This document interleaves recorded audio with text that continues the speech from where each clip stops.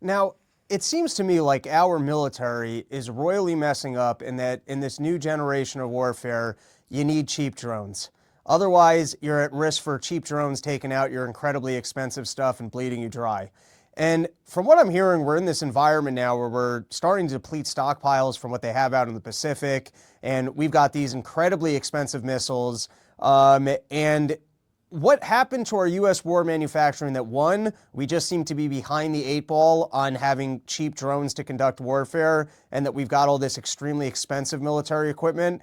And how is this? I mean, we're spending, Trump's budget is over $1 trillion. Now he's asking for an extra $500 billion. How do we have such depleted stockpiles? It just seems like with all the money being spent in our military, the fact that we don't have gear that better suits kind of the modern environment where you don't need all this expensive stuff, like that we're not craftier, and two, that even of the expensive stuff that we have such slow turnaround times and small stockpiles. What happened here that we seem to be in such a bad military manufacturing state? Yeah, I mean, it's because, we don't have the arms industry is just a massive money laundering scheme, right? It's all about getting taxpayer dollars. It's not about designing a military that's meant to fight. That's why when you look at the production of, THAAD or Patriot missiles, it's a couple dozen a year. It's maybe 100 a year. It's nowhere near what you would need to fight an actual war, but it is enough to keep, the profits coming into Lockheed Martin and Raytheon. And that's what this is all about.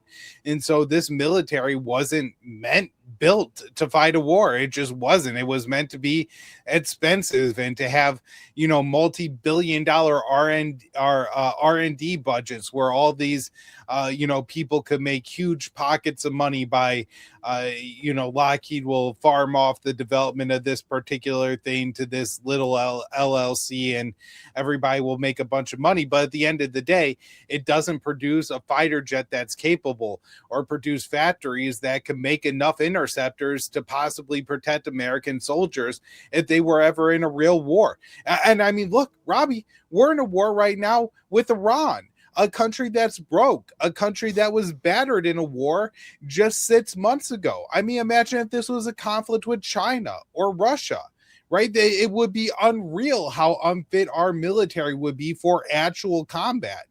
We have 2 aircraft carrier strike groups in the region. Most of our air defenses are in the region. A lot of our fighter jets, we're using our advanced bombers, and we're not breaking the back of the Iranians. And so, look, this is the clearest example of that. Our military was never actually built to fight a war. And as you said, the math just doesn't work. Interceptors are more expensive than offensive missiles. And so when you have the trade-off here, Iran is always going, with every exchange, Iran is winning 10, 20 to 1 as far as the dollar value goes, even if the interceptor works and shoots down the missile. And I focus a lot on my show, and I think the war is going to come down. A big part of it too, can Iranian missile stockpiles outlast in a significant way the stockpile of American and Israeli interceptors? But there's other factors too. I mean, Pete Hegseth was talking about how we're close to having air dominance over Iran and we'll just be able to fly over their skies all day long. That may not be true. Iran may not be able to shoot down fighter jets, but they're going to be able to shoot down Reaper and Predator drones. Ansar Allah could do it all the time in Yemen. Iran will be able to figure out how to do it. It's not that hard. They don't move that fast. The technology is there and widespread. And fighter jets, they need maintenance and a lot of it. And you wouldn't think about all the different things that need to be replaced every few flights for a fighter jet. But if you're running these things 24/7 all day long, trying to fight a war in a country 3 or 4 times the size of Iraq, flying your warplanes over it all day long, they're going to need new tires, new brakes, new electrical components, eventually, new wings and new engines. And you're going to really strain the supply chains because, again, they're not there. They're not set up to fight a war. They're there just to make money for the companies that produce them. So this is, I think, going to show that the American military is going to be an absolute catastrophe for the U.S.